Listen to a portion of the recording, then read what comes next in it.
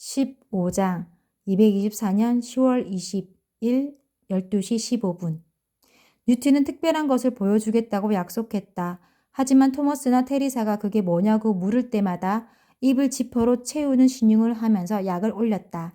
꽉 담은 입술을 손가락으로 짚는 동작이었다.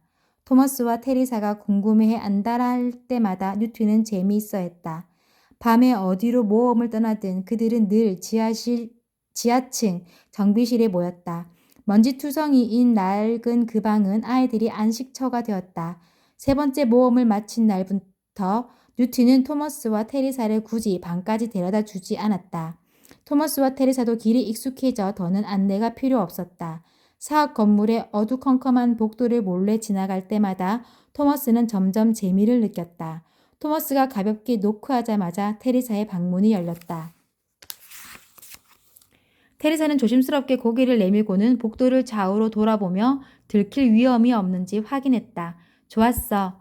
네 번째 날 밤에 테리사는 이렇게 말하며 복도로 나와 문을 닫았다. 테리사의 얼굴에 미소가 피어났다. 오늘 밤엔 뭘 보게 될까? 그들은 복도를 걸어가기 시작했다. 토머스가 뉴트처럼 입을 지퍼로 잠그는 신용을 하자 테리사는 그의 옆구리를 꽉 찔렀다. 윽! 토머스는 나지막하게 내뱉으며 걸음을 재촉했다. 토머스와 테리사가 정비실로 들어갔을 때 미노와 알비는 엎치락 뒤치락 하고 있었다.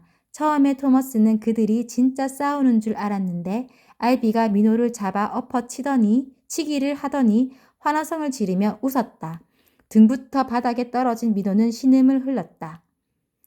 이번엔 안 돼 임마. 알비가 소리치면서 팔뚝으로 민호의 가슴을 눌렀고 심판을 보던 뉴트는 바닥을 손바닥으로 3번 내리쳤다.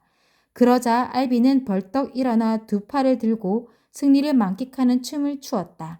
민호도 바닥에서 일어나 옷에 묻은 먼지를 털고는 예전 토머스의 아빠처럼 욕설을 내뱉으며 무성의하게 잘했네 라고 말했다. 알비는 그 말을 칭찬으로 받아들인 듯했다. 알비의 승리였다. 좋아. 그럼 이제 서두르자. 알았지? 뉴트는 이렇게 말하며 두 팔을 머리 위로 뻗어 올리고 하품을 했다. 토머스가 물었다. 오늘 밤엔 무슨 놀라운 구경을 시켜줄 거야? 우리 어디로 가? 뉴트는 천장을 올려다보았다. 글쎄, 여기는 이미 사차치 다 훑어봐서. 토머스는 저도 모르게 테레사를 흘끗 쳐다보았다. 뉴트와 친구들은 그들 발밑에 뭐가 있는지 모르는 모양이었다. 그들이 믿든 안 믿든 토머스와 테리사는 미로 동굴에 대해 알려줄 수가 없었다. 그저 그동안 이 건물 내부를 밤마다 돌아다닌 아이들이 아직까지 미로 동굴을 찾아내지 못했다는 사실에 충격을 받을 뿐이었다. 미로 동굴이 2개나 있는데 뉴트와 그의 친구들은 어떻게 그중 하나도 우연히 발견 못했을까? 톰이 어느새 뉴트가 눈썹을 치뜨고 토머스를 똑바로 쳐다보고 있었다. 토머스는 당황했다. 미안, 잠깐 딴 생각하느라고 뭐라고 말했어? 뉴트는 나무라듯 고개를 가로저으며 말했다. 정신 차리고 잘 따라와. 톰이 탁 트인 밭갓을 구경할 준비 됐지? 그들은 콘크리트 블록 벽 뒤에 숨은 사다리를 타고 올라갔다. 사다리의 원래 용도는 짐작도 할 수 없었다. 이 건물은 사학이라는 단체가 생겨나기도 전에 지어졌다. 이 건물을 설계한 자들 혹은 소유했던 자들도 여기 놓인 사다리에 대해서는 몰랐을 것 같은 불길한 느낌이 들었다. 마치 누군가 나쁜 짓을 하려고 가져다 놓은 듯 했다. 사다리를 오르는 동안 토머스는 먼지에 숨이 막혔다.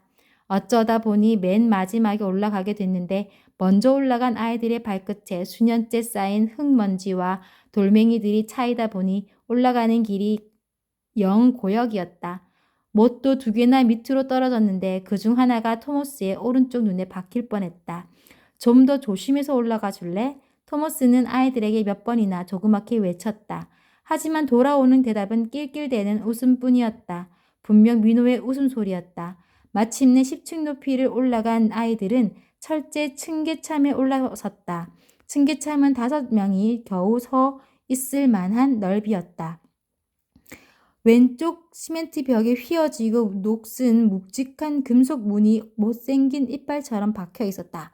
100년도 더 된 것 같은 그 작은 문에서 유일하게 오래돼 보이지 않는 부분은 잦은 사용으로 반들반들해진 은색 속잡이였다. 너희들 여긴 몇 번이나 와봤어? 테레사의 물음에 알비가 대답했다. 12번쯤? 15번인가? 모르겠다. 신선한 공기를 쐬면 기분이 엄청 좋아. 너희도 직접 확인해봐. 아, 멀리서 바다 소리도 들리고. 끝내줘. 토머스는 몹시 설레는 마음으로 말했다. 바깥 세상은 불모지일 거라고 생각했어. 방사능과 열기 때문에 말이야. 태양 플레어 현상도 있고. 테리사가 맞장구 쳤다. 광인들까지 있으니 더 말할 필요도 없지. 저 바깥에 광인들이 없다는 걸 너희가 어떻게 알아? 민호가 진정하라는 듯이 한 손을 들어 올리며 나섰다. 얘들아, 너희 눈엔 우리가 바보로 보이냐? 우리가 저 바깥에서 광인한테 손가락 하나라도 물어뜯겼거나 방사능 때문에 중요 부위가 떨어져 나가기라도 했으면 15번이나 나갔다 왔겠어? 걱정 마. 뉴티는 토머스의 코앞에 대고 손가락을 흔들며 말했다. 중요 부위는 우리 몸에 이상 없이 잘 붙어 있어. 아직은 거기가 없어져도 별로 걱정할 나이가 아니긴 하지만 말이야. 이 말에 토머스가 푹 하고 웃음을 터뜨리는 바람에 사방으로 침이 튀었다. 토머스는 소매로 입을 닦으며 말했다. 미안. 알비는 좀 더 논리적으로 말했다. 바깥 세상은 점점 나아지고 있어. 그리고 여긴 북쪽에 가까워서 방사능 피해가 크지 않아. 나무에 쌓인 눈을 2번이나 봤어. 테리사는 외계인이라는 단어를 들은 것보다 더 놀란 목소리로 물었다. 눈이라고? 정말이야? 그래? 뉴트가 상황을 정리했다. 잡담은 그만. 민호야, 문이나 열어. 예, 알겠습니다.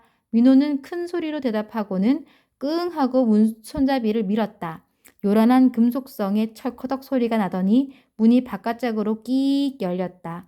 막힌 공간에 있던 공기가 자유를 향해 빠져나가듯 사다리를 타고 올라와 아이들을 스치고 바깥으로 빠져나갔다. 바람이 지나가며 옷을 흔들자 토머스는 약간 한기를 느꼈다. 하지만 바깥에 펼쳐져 있을 풍경에 대한 기대감에 어서 나가고 싶어 견딜 수 없었다. 민호가 먼저 나갔고 알비가 그 다음이었다. 뉴트는 테리사를 다음으로 내보냈다. 테리사는 토머스를 흘끗 돌아보고는 문 밖으로 나갔다. 테리사의 눈에 100만 가지 뜻이 담겨 있는 듯 했지만 토머스는 그 의미를 알 수 없었다. 뉴트가 말했다. 다음은 너야, 톰이. 머리 부딪히지 않게 조심하고. 토머스는 고개를 숙이고 작은 문을 지나 널찍한 콘크리트 플랫폼에 섰다. 바깥 공기는 시원하고 산뜻했다. 사학 건물에 들어오기 전 밖에 나가도 괜찮았던 때의 기억들이 당시의 온기와 열기, 땀에 대한 기억과 함께 밀려들었다. 이토록 신선한 공기라니. 이상했지만 알비의 말대로 기분이 좋았다. 멀리서 바위 절벽에 밀려와 부딪히는 파도 소리가 들려왔다. 무슨 생각해? 민호가 물었다. 어두워서 잘 보이지도 않았지만 토마스는 주변을 둘러보았다. 앞쪽을 비추는 조명들 때문에 오히려 더 안 보였다. 보이는 거라곤 지금 발을 딛고 선 플랫폼과 주위의 난간, 그리고 검은 바다뿐이었다. 하늘에는 자그마한 별들이 희미하게 반짝거렸다. 토머스는 잠시 침묵하다가 대답했다. 어두워서 잘 보이지는 않지만 그래도 멋진 것 같아. 그 말에 알비가 말했다. 내가 뭘 했어? 알비의 목소리에 미소가 담겨 있었다. 뉴트가 플랫폼 구석의 난간 너머로 몸을 내밀며 말했다. 이 아래에 배수관이 있어. 이음새들이 튀어나와 있는 게 보이지? 저걸 타고 내려가면 쉬워. 다시 올라오기는 좀 힘들지만 약간은 땀을 흘리는 편이 몸에도 좋아. 민호가 나섰다. 숲을 보여줄게. 운 좋으면 사슴을 볼 수도 있어. 그 녀석이 얌전히 있으면 쓰다듬어 볼 수도 있을걸? 토머스는 민호의 말이 농담인지 아닌지 구분이 되지 않았다. 민호 입에서 나오는 단어들에는 늘 즐거운 기색이 배어 있었고 말투도 언제나 명랑했다. 알비가 제일 먼저 난간을 넘어 배수관을 타고 내려가기 시작했다. 뉴트는 이번에는 토머스를 2번째로 내려보냈다. 배수관 이음새를 잡은 손가락이 아팠다. 다행히 건물 내부에서 사다리를 타고 올라갈 때와 비교해 내려가는 건 그리 오래 걸리지 않았다. 마침내 부드러운 땅을 밟고 선 토머스는 마치 외계 행성에 발을 디딘 기분이었다. 토머스는 알비 옆에 서서 다른 아이들이 내려오길 기다렸다. 눈이 쌓여 있지 않았지만 공기가 싸늘해서 곧 내릴 것만 같았다. 토머스는 시커먼 벽처럼 보이는 숲 쪽에 넓은 공간을 가리키며 물었다. 저기는 뭐야? 우리 정말 이렇게 나와도 돼? 어차피 나왔는데 굳이 사학으로 돌아가야 할 이유가 있나? 알비가 대답했다. 우리도 그 문제를 생각해 봤어. 식량을 모아서 챙긴 후에 여기서 도망치는 게 어떠냐는 얘기도 나왔지. 그런데 그게 쉽지가 않아. 도망쳐봤자 얼마나 버틸 수 있을까? 아무리 생각해도 저 안에서 사는 게 나아. 먹을 것도 있고 잠자리도 따뜻하고 광인들도 없으니까. 그래도 여전히 생각은 하고 있어. 알비가 끝까지 말하지 않은 무언가가 더 있는 듯했다. 맨 마지막으로 배수관을 타고 내려온 테리사가 훌쩍 뛰어 바닥을 딛고 섰다. 알비가 입을 열어 무슨 말을 하려는데 그 말이 나오기도 전에 거대한 스위치를 올린 것 같은 덜커덕 쾅 하는 소리와 함께 사방에서 눈부신 조명이 쏟아졌다. 토머스는 손차양을 하고 제자리에서 한 바퀴 돌았지만 빛 때문에 눈이 부셔서 아무것도 볼 수 없었다. 눈을 가늘게 뜬 토머스는 하얀 빛을 뚫고 걸어오는 시커먼 형체 셋을 알아보았다. 그들은 손에 무기를 들고 구부정한 자세로 걸어오고 있었다. 그들이 가까이 오자 토머스는 제복을 입고 헬멧을 쓴 사람들임을 알아보았다. 그들 뒤에는 네 번째 남자가 모습을 드러냈다. 그 남자를 본 순간 토머스는 독성 물질로 내장이 녹아내리는 듯한 기분을 느꼈다. 토머스라는 이름을 강요당한 날 이후 한 번도 본 적이 없는 남자였다. 랜들이다. 초록색 수술복을 이제 졸업한 모양이었다. 너희는 여기 나와 있으면 안 돼. 짐짓 슬픈 목소리였다. 내가 일일이 이유를 설명해 줄 필요는 없겠지. 스스로 깨달을 만큼 똑똑한 애들이니까. 바깥 세상이 얼마나 위험한지 너희에게 가르쳐 줄 때가 된 것 같구나. 사학이 너희에게 해준 일에 대해 조금이라도 고마워하기를 바란다. 랜딜은 미리 외우고 연습한 내용을 말하는 것처럼 어색한 어조로 말했다. 랜딜이 뉴트를 가리키며 명령했다. 이 아이는 면역인이 아니니 곧바로 방으로 데려가서 의사를 불러 검사하게 해. 당장. 경비원 한 명이 뉴트에게 다가가자 랜딜은 크게 한숨을 쉬더니 토머스를 비롯한 다른 아이들 쪽으로 손을 휘저었다. 나머지는 광인굴로 데려가